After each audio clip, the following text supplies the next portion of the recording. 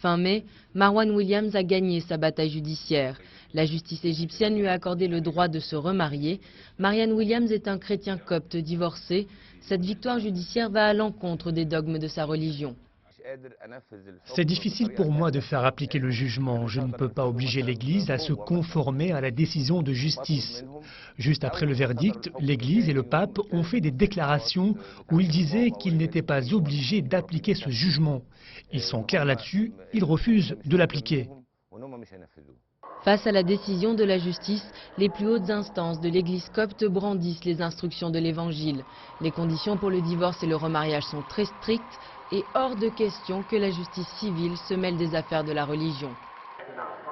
Autoriser les chrétiens coptes divorcés à se remarier, ce n'est pas une question juridique, c'est une question religieuse qui ne peut pas être retirée à l'Église.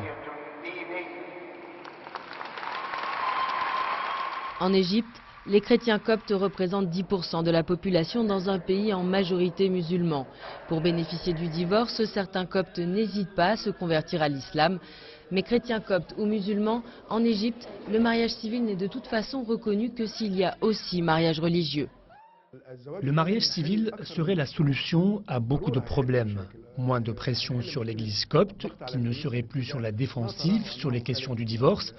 Moins de pression aussi pour le gouvernement, qui est actuellement considéré comme hostile à l'Église.